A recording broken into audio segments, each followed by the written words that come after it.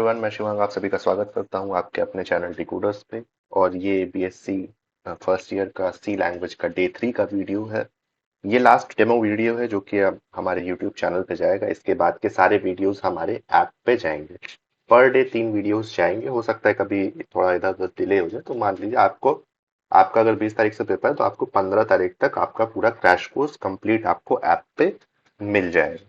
तो इस चीज से आप निश्चिंत रहिए। जैसे आज ही हम लोग का सेकेंड ईयर का जो क्रैश कोर्स है वो आज फिनिश हो चुका है। इन लोग का पेपर 27 से है, तो 22 पे 5 दिन पहले हम लोग ने क्रैश कोर्स फिनिश कर दिया। ठीक है। तो ये हम लोग का लास्ट वीडियो है। इसके बाद हम लोग ऐप पे मिलेंगे। जितने लोग भी जुड़ेंगे वो सभी लोग ऐप पे हम लोग के वीडियोस को देख सकते हैं। तो आज का हम लोग का क्वेश्चन भी दो पार्ट में है। पहला पार्ट जो है हमारा वो ये कहता है कि एरे क्या होता है, उसकी डिक्लेरेशन और इनिशियलाइजेशन के बारे में हमें बताना है। वन और टू डायमेंशनल एरे के बारे में बताना है एग्जाम्पल की हेल्प से। सेकेंड क्वेश्चन है हमको वॉइड के बारे में बताना है और parameterless function in C with the help of example के बारे में हमें समझाना है। ये दो चीजें। ठीक है। तो चलिए शुरू करते हैं एरे से। अच्छा, एरे का अगर हम लोग रियल लाइफ एग्जांपल देखें तो बेसिकली होता क्या है कि आप लोग जब वेरिएबल्स बनाते हो, है ना, जैसे INT ए बना लिया या INT मार्क्स बना लिया। ठीक, मार्क्स वन, ये एक वेरिएबल बना लिया। अब ये जो मार्क्स वन नाम का वेरिएबल है, ये एक ही बच्चे का एक ही पेपर का मार्क्स अपने पास स्टोर रख सकता है। एक स्टूडेंट का, एक सब्जेक्ट का। ठीक है। केवल इतने मार्क्स वो अपने पास रख सकता है, एक स्टूडेंट का, एक बच्चे का। अब मान लीजिए एक बच्चे के 5 सब्जेक्ट हैं, तो 5 वेरिएबल्स बनेंगे। मार्क्स टू, मार्क्स थ्री, ऐसे ऐसे। और मान लीजिए हमारे पास बच्चे भी 100 हैं, तो 100 और 5 के हिसाब से अगर 100 × 5 करा जाए तो 500 वेरिएबल्स बन। 500, क्योंकि 100 बच्चों का 5 सब्जेक्ट है तो 500 उन सब का मार्क्स अपने पास रखना है, तो इसके लिए 500 वेरिएबल्स हमको बनाने पड़ेंगे। अब सोचिए 500 वेरिएबल्स बनाना, फिर उसके बाद उन सब का नाम भी याद रखना, है ना। और फिर पर्टिकुलरली हर एक एलिमेंट में वैल्यू को डालना, हर एक वेरिएबल में वैल्यू को डालना। ठीक। ये सब बहुत टाइम कंज्यूमिंग काम होते हैं, है ना, इस पर टाइम बहुत लगता है। तो इस कारण से हम चाहते क्या थे कि कोई एक ऐसा चीज हो हमारे कंप्यूटर में जिसमें हम एक साथ कई सारे बच्चों के मार्क्स स्टोर कर लें, है ना। या एक साथ ही हम बार बार स्कैनफ कॉल करके यूजर से इनपुट लें या नंबर स्टोर कराएं। उससे अच्छा हम एक ही बार करें और वो सब बच्चों को एक साथ लेता चला जाए और एक ही बार में वो सबको प्रिंट भी कर दें। ठीक, केवल एक वेरिएबल के थ्रू। तो अगर हम ऐसा कुछ, मतलब ये जो कॉन्सेप्ट था जिसके बारे में हम लोग सोच रहे थे, ये जो प्रॉब्लम आ रही थी, ये प्रॉब्लम हमारी हल किसने करी? एरे ने करी। ठीक। एरे होता क्या है? जैसे मान लीजिए हमको 100 बच्चों का मार्क्स स्टोर करना है। ठीक। तो हम सिंपली क्या करेंगे, एक ARR नाम की एरे बना देंगे और 100 लिख देंगे। तो ये जो एरे बना है, इस एरे के पास 100 साइज है, यानी कि वो किसी 100 बच्चों को किसी एक सब्जेक्ट का मार्क्स अपने पास स्टोर करके रख सकता है। ठीक। अब एक ही नाम है, 100 बच्चों को रिप्रेजेंट किया जा रहा है, एक ही नाम से 100 बच्चों के मार्क्स को रिप्रेजेंट किया जा रहा है, एक ही वेरिएबल से। तो ये नाम याद रखना ज्यादा आसान है ना। तो ये हमारा एरे था।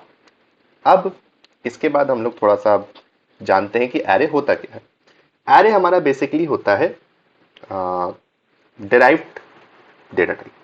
ठीक, एरे हमारा डिराइव्ड डेटा टाइप होता है। डेटा टाइप कितने तरीके के होते हैं? प्रिमिटिव डेटा टाइप होता है, डिराइव्ड डेटा टाइप होता है, और हमारा यूजर डिफाइंड डेटा टाइप होता है। ठीक। डिराइव्ड डेटा टाइप वो डेटा टाइप होते हैं जो किसी न किसी एक फंडामेंटल या प्रिमिटिव डेटा टाइप का यूज करके बनाया जाए। ठीक। तो एरे हमारा डिराइव्ड डेटा टाइप है। Array is defined as a collection of similar type of data items stored at a contiguous memory location. ये भी एक उसकी डेफिनेशन है कि array के पास क्या है, जैसे कि मैंने बताया किसी न किसी एक प्रिमिटिव डेटा टाइप का यूज करके बनाया जाता है। यानी कि array के पास जो भी एलिमेंट्स उसके पास होंगे वो किसी एक टाइप के होंगे, यानी कि सिमिलर टाइप के होंगे।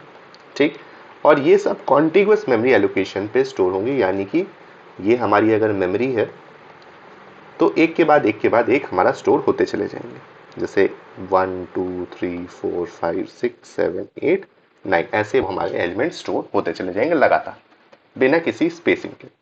अच्छा, होता क्या है कि अगर मान लीजिए यहाँ पे मैंने बीच में से 4 हटा दिया, तो ये हो क्या रहा है, यहाँ पे सिमिलर डेटा टाइप नहीं होंगे। यहाँ पे जो ये हमारा बीच वाला जो पोर्शन बचा ये क्या है, ये वॉइड टाइप का, वॉइड डिफरेंट है, तो हम इसको एरे नहीं कहेंगे, है ना, क्योंकि यहाँ पे एक डिफरेंट डेटा टाइप आ गया बीच में। ठीक। Arrays are the derived data type in C programming language which can store the primitive data type as such as int, char, double, float, etc. लेकिन इनमें से कोई एक साथ बहुत सारे नहीं। It also has the capability to store the collection of derived data types such as pointers, structures, etc. यानी कि इसके पास ये भी कैपेबिलिटी होती है कि ये derived data type का भी बना सकता है array। ये पॉइंटर्स का भी एरे बना सकता है, स्ट्रक्चर्स का भी एरे बना सकता है। ठीक। लेकिन क्यों बना सकता है, क्योंकि पॉइंटर्स जो हमारे हैं वो एक ही तरीके की चीज को स्टोर करते हैं ना, वो एड्रेस ही स्टोर करेंगे। अगर वो एड्रेस स्टोर कर रहे हैं तो वो बेसिकली आईएनटी टाइप को रेफर कर रहे हैं, तो सारे पॉइंटर्स पॉइंटर ही हैं। सारे स्ट्रक्चर जो एरे बनेंगी, जो एरे ऑफ स्ट्रक्चर जो बनेगा उसमें सब लोग एक स्ट्रक्चर की ही तरीके के हैं, है ना। तो ये थोड़ा सा डिफिकल्ट हो जाएगा आप लोग को समझना, तो आप इसको छोड़ भी सकते हो। The array is the simplest data structure where each data element can be randomly accessed by using the index number।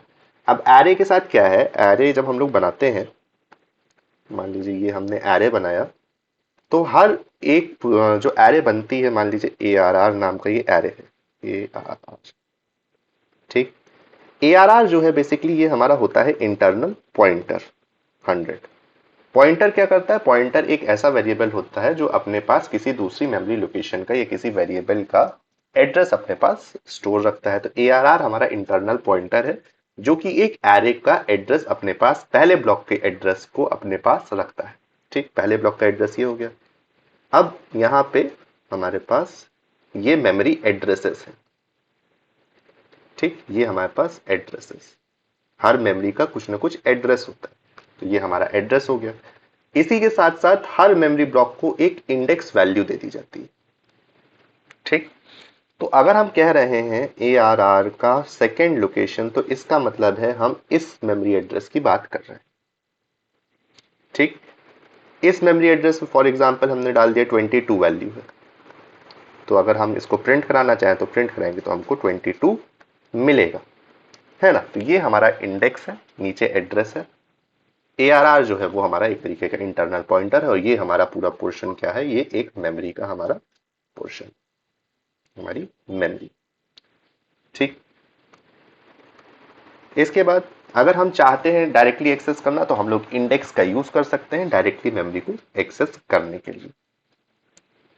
C array is beneficial if you have to store similar elements। C का array तब use करा जाता है अगर हमको similar type of elements को store करना हो। For example if you want to store the marks of a student in 6 subjects, 6 subjects का मार्क्स स्टोर करना है, जैसे कि जो एग्जाम्पल मैंने अभी दिया वही चीज यहाँ पे लिखी है।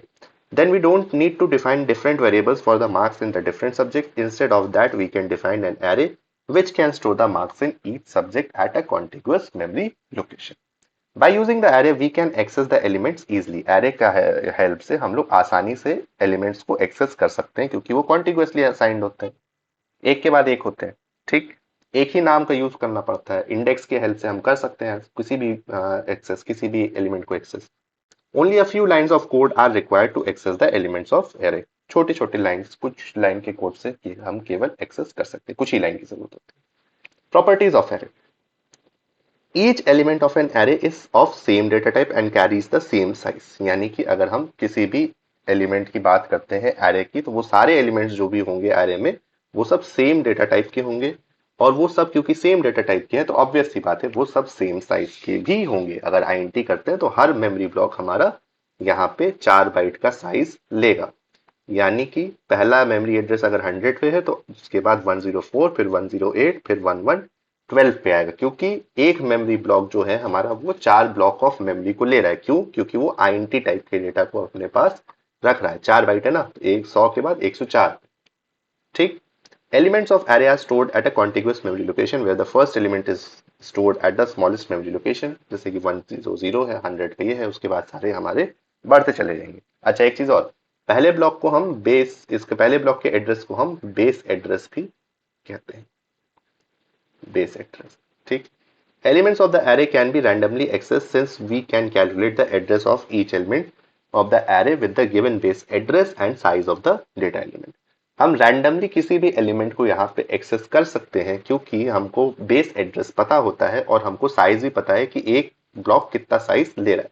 जैसे हमें थर्ड ब्लॉक पे जाना है, ये सेकंड इंडेक्स है फॉर एग्जांपल, हमें थर्ड ब्लॉक पे जाना है, ठीक। बेस एड्रेस हमारे पास 100 है ना। और फिर हमको पता है क्योंकि हमको सेकंड पे जाना है तो हमें क्या करना है, 100 + 2 × 4 इंडेक्स है हमारा ये 2 और 4 है साइज। तो हम 100 + 2 × 4 कर देंगे, कितना आ जाएगा, 108 आ जाएगा। तो 108 क्या है, सेकेंड इंडेक्स का हमारा मेमोरी एड्रेस है। तो रैंडमली हम वहां पे जा सकते हैं। ये हमारी कुछ प्रॉपर्टीज थी। इसके बाद आते हैं एडवांटेजेस के ऊपर। तो इसके क्या एडवांटेजेस हैं, कोड ऑप्टिमाइज हो जाता है, मतलब इतने सारे वेरिएबल नहीं बनाने पड़ते। ट्रैवर्सिंग में आसानी हो जाती है, केवल एक बार। अब जैसे होता क्या है कि अगर हम अलग अलग वेरिएबल्स बनाते हैं, Mark 1 Mark 2 ऐसे करके अगर हम 100 वेरिएबल बना दिए, तो अब स्कैनफ में हमको ये 100 वेरिएबल को बार बार स्कैनर स्कैनर स्कैनर 100 बार लिखना पड़ेगा, है ना। लेकिन अगर हम एरे बनाते हैं तो एरे में हम लूप का यूज करके एक बार स्कैनफ कॉल करेंगे लूप के अंदर और वो 100 वैल्यू को डिस्प्ले कर देंगे, ठीक।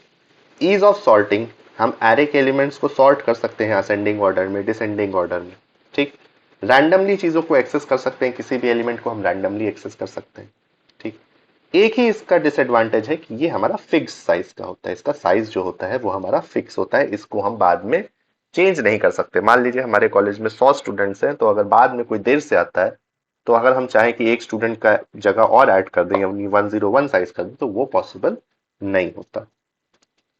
Array in C are of two types, जो हमारी सी में जो एरे होती हैं वो दो तरीके की होती हैं। एक सिंगल डायमेंशन एरे होता है, एक मल्टी डायमेंशन एरे होती है, हम कह सकते हैं एक 2 डायमेंशनल एरे होती है।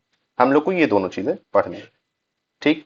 एरे का स्ट्रक्चर हम लोग ने अभी बताया ही, अभी मैंने, कि एरे क्या होता है, ये एरे की 0 वाली लोकेशन, ये फर्स्ट लोकेशन, ये सब इसके अंदर इंडेक्सेस लिखे हुए हैं, ये इंडेक्सेस हैं। ये वैल्यूज हैं कि हर एक लोकेशन पे क्या क्या वैल्यू स्टोर है, ये इंडेक्सेस नीचे लिखा ही हुआ है। ये पहला ब्लॉक है तो इसका एड्रेस जो होगा वो बेस एड्रेस होगा। ये सब कुछ चीजें होती हैं हमारी एरे के। तो अब ये जो सिंगल डायमेंशन एरे की जब हम बात करते हैं तो सिंगल डायमेंशन यानी कि इसकी एक ही डायमेंशन है, यानी कि ये एक ही वैल्यू को अपने पास, हर एक ब्लॉक एक वैल्यू को अपने पास स्टोर कर रहा है। Single dimension array is the simplest form of arrays that can be found in C. This type of array consists of elements of similar type and these elements can be accessed through their indices, ठीक। Single, ये आसान चीज, simple है, आसानी से इसको आपको हमने समझा भी दी। जब हम बात करते हैं 2 डायमेंशनल एरे की या मल्टी डायमेंशनल एरे की, तो यहाँ पे हमारा रोज एंड कॉलम्स, बेसिकली अगर हम लोग 2 डायमेंशन की बात करें तो यहाँ पे रोज और कॉलम दो चीजें आ जाती हैं। ऐसे अभी हम लोग जब देख रहे थे सिंगल डायमेंशन की तो उसमें केवल रोज थी, लेकिन जब हम मल्टी डायमेंशन की बात करते हैं या हम 2 डायमेंशनल की बात करते हैं तो यहाँ पे रोज और कॉलम दोनों आ जाते हैं, ठीक, रोज और कॉलम्स के फॉर्म में। Multi-dimensional array, the most common type of multi-dimensional array used in C language is 2D array.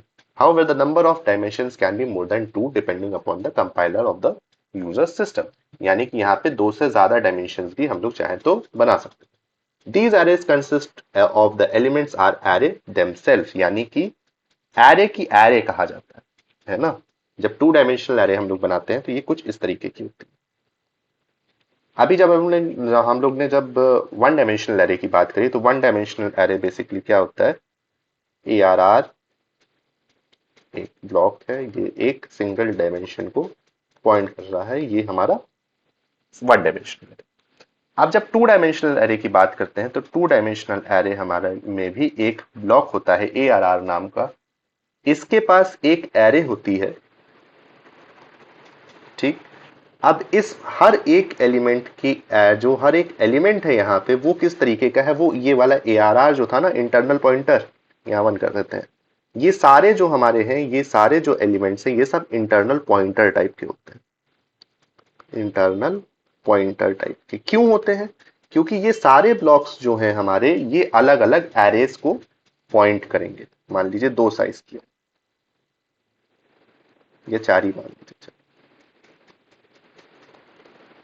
ये सब अलग अलग एरेस को पॉइंट कर रहे हैं। तो ये जो हमारी पहली डायमेंशन थी, ये पहली डायमेंशन है हमारी एरे की, एरे वाली डायमेंशन, यानी ये एरे ऑफ पॉइंटर्स भी हम इसको कह सकते हैं। क्यों? क्योंकि ये चार चार ब्लॉक्स खुद अलग अलग एरेस को पॉइंट कर रहे हैं। ठीक, कहने को तो हम लोग रो और कॉलम के बेसिस पे बना देते हैं ऐसे, लेकिन एक्चुअल मेमोरी रिप्रेजेंटेशन इसका कुछ इस तरीके से होता है। ठीक, तो ये था हमारा टू डायमेंशनल एरे। अब हम एरे को डिक्लेयर कैसे करेंगे, उसमें वैल्यूज कैसे डालेंगे, इसके बारे में हम लोग देखते हैं। There are various ways in which an array can be declared and initialized in various ways. You can declare an array of any data type in C the following ways you can use. हम किसी तरीके की array बना सकते हैं. Arrays can be declared by specifying the size or the number of array elements. The size of the array specifies the maximum number of elements that can array hold. ठीक? In the latest version of C, you can either declare an array by simply specifying the size at the time of the declaration, or you can provide a user specified size. The following syntax can be used to declare the array of specifying size. यानी कि हम array अगर बनाना चाहते हैं तो array बनाने के लिए हमारा एक syntax होता है। सबसे पहले यहाँ पे हम डेटा टाइप लिखते हैं कि किस तरीके की वैल्यू को ये array स्टोर करेगी।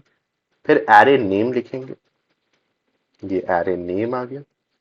फिर इसके बाद वन डायमेंशन है तो सिंगल स्क्वायर ब्रैकेट्स, और अगर हमारा टू डायमेंशन है तो दो बार। ये हमारा दोनों डायमेंशंस को बताता है। हम फॉर एग्जांपल सिंगल डायमेंशन की बात करते हैं। सिंगल डायमेंशन में सिंगल स्क्वायर ब्रैकेट्स आएंगे और इसके अंदर जो हमारा आएगा ये साइज आएगा। ये हमारा एरे बनाने का सिंटैक्स होता है।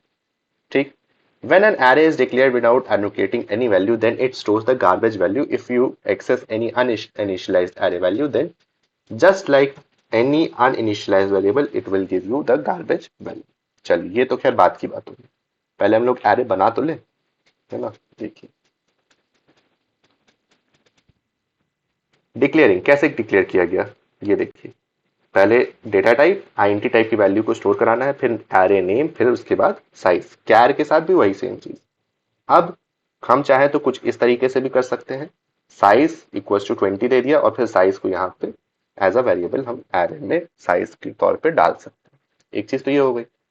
एरे डिक्लेरेशन ये हो गया, array declaration bye initialising an element. चलिए, यहाँ पे जब हम एरे को डिक्लेयर कर रहे हैं, मान लीजिए ये वाला हमारा था पोर्शन कोड का, इसमें हम एरे को डिक्लेयर कर रहे हैं, तो यहाँ पे एरे को डिक्लेयर करने के साथ हमारी 20 लोकेशंस तो बन जा रही है, मेमोरी में एलोकेट हो जा रही है, लेकिन इसके अंदर कुछ वैल्यूज नहीं है। तो अगर हम एरे बनाते हैं और उसमें कुछ वैल्यू नहीं डालते तो बाय डिफॉल्ट उसमें गार्बेज वैल्यू चलती चली जाती है।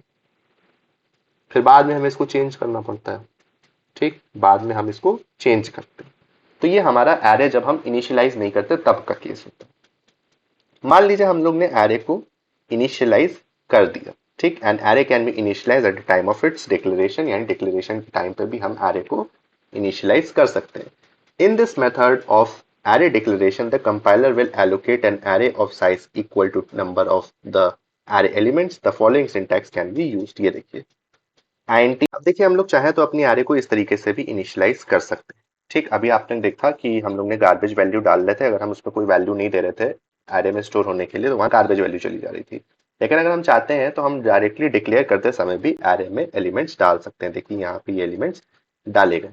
ठीक, अब यहाँ पे साइज नहीं मेंशन है, हम चाहे तो साइज भी मेंशन कर सकते हैं, कोई प्रॉब्लम नहीं होगी इसमें, है ना। अब आता है array declaration bye specifying the size and initialising elements. Array को डिक्लेयर करना है साइज देके और एलिमेंट्स को इनिशियलाइज दोनों एक साथ काम कर रहे हैं। तो यहाँ पे देखिए, यहाँ पे 5 साइज दिया है, यानी कि 5 साइज की एरे बन गई। अब 5 साइज की एरे बनने के बाद यहाँ पे पांचों में हमें वैल्यू भी डालना है, तो हमने पांचों में वैल्यू भी डाल दिया, 100 200 करके इस तरीके से वैल्यू भी डाल दी। ठीक, तो 5 साइज है, 5 वैल्यू चलेंगी, कोई प्रॉब्लम नहीं। मान लीजिए अगर हम एक एरे बना रहे हैं जिसमें साइज 5 है और वैल्यू हम 3 दे रहे हैं, 100 200 और 300, तो इस केस में क्या होगा कि बाकी जो दोनों जगह बची हुई हैं, बाकी जो दो लोकेशन बची हुई हैं, उसमें हमारा 0 चला जाएगा। ठीक, सिंपल केसेस है।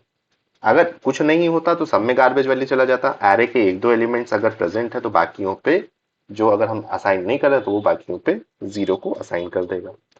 A two-dimensional array or a 2D array is the simplest form of multi-dimensional array. Each element of 2D array can be represented as a separate 1D array.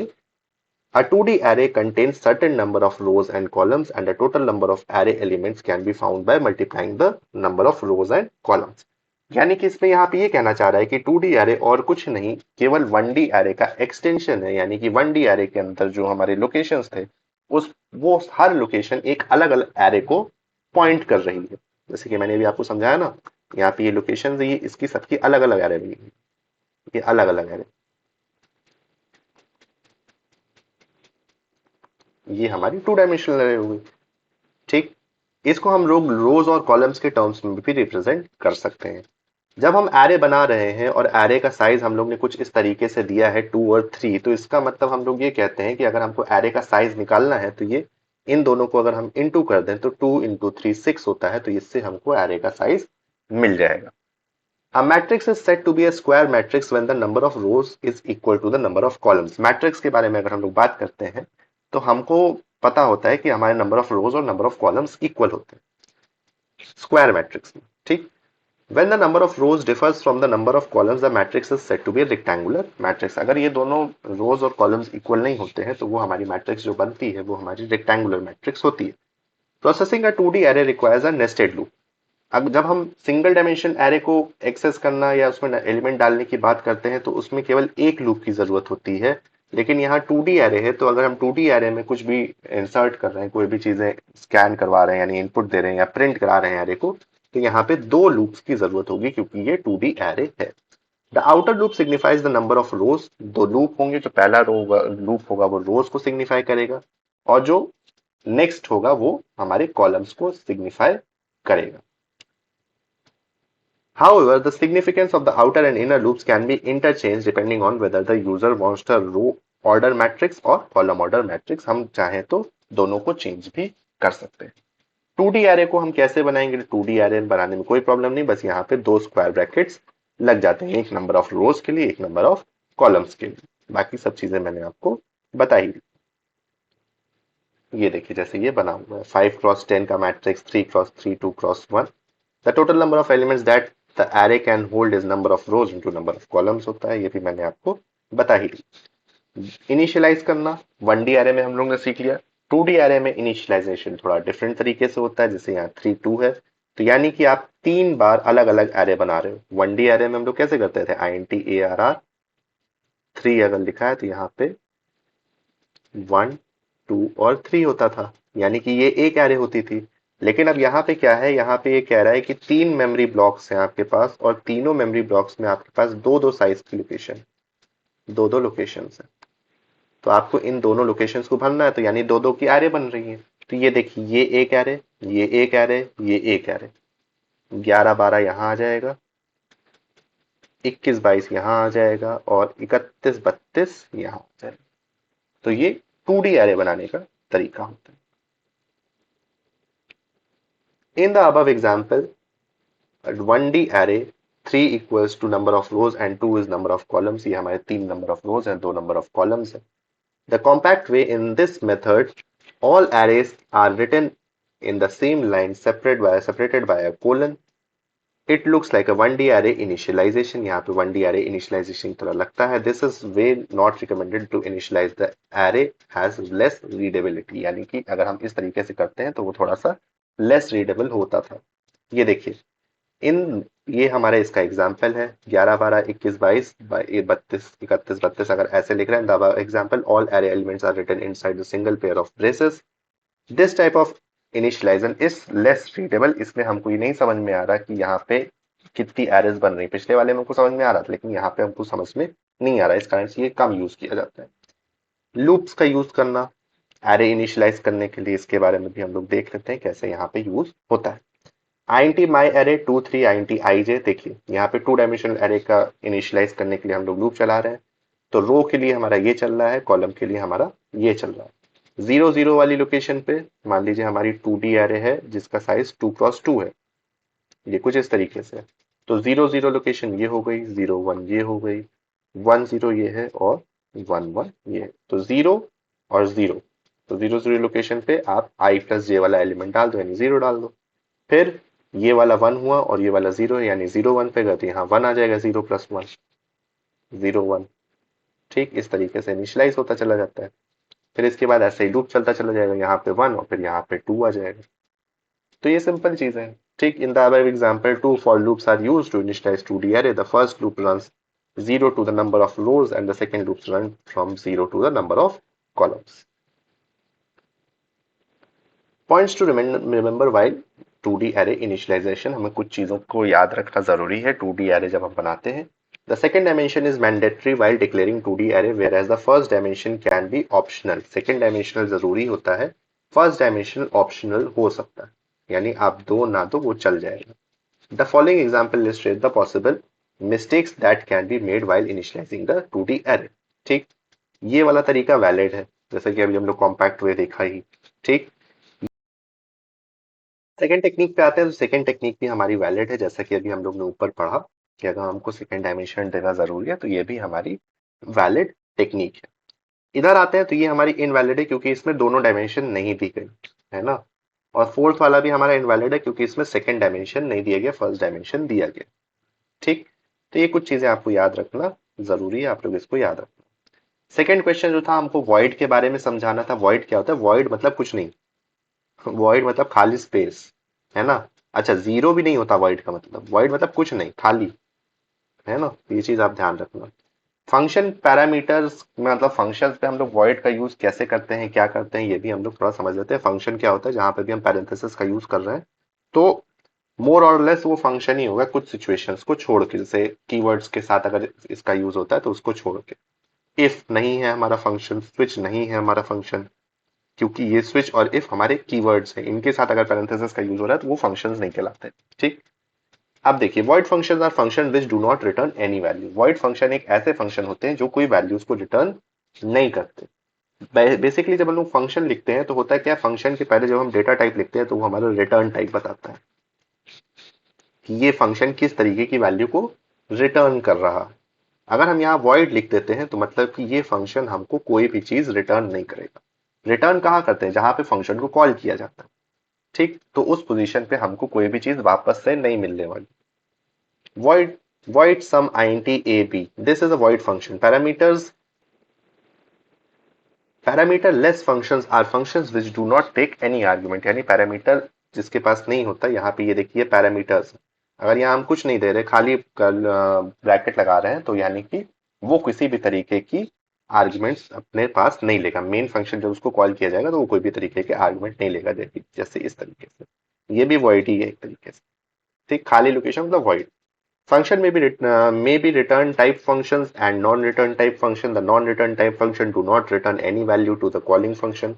The type of such function is void. जो कुछ return ना करे वो void है. These function may or may not have any argument to act upon. A few illustrations are given below. ये देखिए void write, void नाम का फंक्शन है. void write हमारा यहाँ पे बना हुआ है. जब हम इस फंक्शन को कॉल करेंगे तो ये हमको कुछ भी चीज रिटर्न नहीं करेगा. हाँ, ये डिस्प्ले जरूर करवा देगा ये चीज, लेकिन कुछ हमको वापस नहीं करेगा. इस लोकेशन पे कोई चीज नहीं आएगी. पहले तो ये हमारा डेफिनेशन है. Program presents an example of void function which is defined to display a message, जो कि डिस्प्ले कराने के लिए यूज किया जा रहा है मैसेज को. ठीक, अ void function with a void parameter list. यहाँ पे देखिए, यहाँ पे हमारा वॉइड वॉइड दोनों जगह था. ठीक, यहाँ पे भी वॉइड था, यहाँ पे भी वॉइड था, यानी कि कोई आर्गुमेंट ना ले रहा है ना ये कुछ रिटर्न में देगा. यहाँ पे भी वही चीज है, वॉइड है, यहाँ पे भी वॉइड, यानी कि ये दोनों चीजें हमारी एक्चुअल में सेम है. कॉलिंग करते समय हम कैसे करते हैं, राइट लिख देंगे और सिंपली पैरेंथेसिस लगा देंगे. तो ये मेन के अंदर जब हम ऐसे लिखेंगे तो ये फंक्शन हमारा कॉल हो जाएगी, या किसी दूसरे फंक्शन के अंदर या किसी उसी फंक्शन की डेफिनेशन के अंदर भी हम फंक्शन को कॉल कर सकते हैं. Program presents an example where void function is defined as a display to display a message. यहाँ पे एक void function बनाया गया है. ये देखिए फंक्शन प्रोटोटाइप डिक्लेरेशन है. ये फंक्शन को कॉल किया गया है और ये फंक्शन का डेफिनेशन पार्ट है.